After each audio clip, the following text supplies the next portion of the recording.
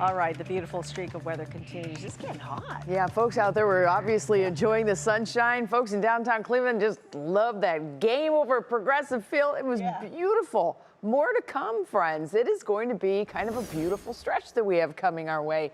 We're going to start off with pretty seasonable conditions in the morning, temperatures in the 50s. And as the day goes on, I think we'll peak right around 80 degrees. We'll track some high clouds coming our direction.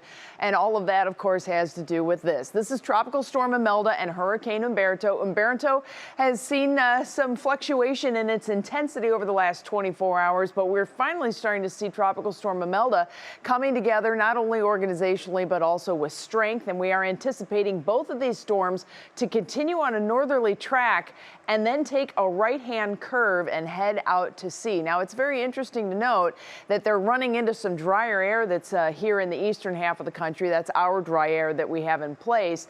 But you can see Umberto is a Cat 4. This is a strong hurricane.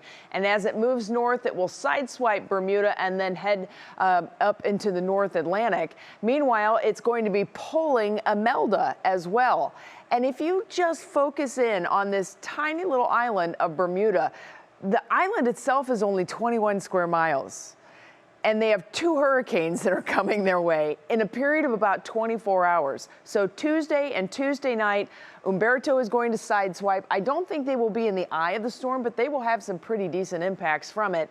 And then right now they are forecast to have a near direct hit from a Category 1 Hurricane Imelda come Wednesday night. Now, if you can't kind of wrap your mind around 21 square miles, it's not that big of an area.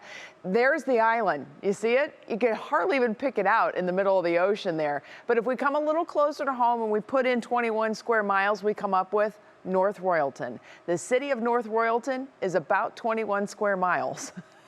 That's the size of the whole island, and they're getting hit by two hurricanes. So just a little bit of a kind of frame of reference for everybody. Let's expand the picture and show you the beautiful high pressure that we have in play. This will continue for us. We're getting reinforcing cool, dry air from the north, and all that is battling back against this. A lot of the moisture that you're seeing there streaming up the east coast is kind of the outflow from Tropical Storm Imelda. And we may see some of those clouds sneaking into our eastern horizon as we head through the day tomorrow. 3 p.m., look at these temperatures. Upper 70s and low 80s across northeast Ohio with sunshine. But again, those high clouds staying out to the east of us. We'll stay with mostly clear skies even tomorrow evening as temperatures hold in the upper 70s in your National Designer hour-by-hour forecast. It's pretty darn nice, right? We could use the rain. I know. Pump the brakes on the, but it's not. Okay, we are dry. We're getting a little parched again. And as you can see, rain chances nowhere in sight. As a matter of fact, we're talking at least 10 days now, all the way through next week. We are dry, so keep watering the plants, keep watering the lawns, and just stay patient if you've been waiting on the rain, because it's not in your 10-day forecast from Union Home Mortgage. There you see it. Matter of fact, we're hard-pressed to even find clouds on a lot of days.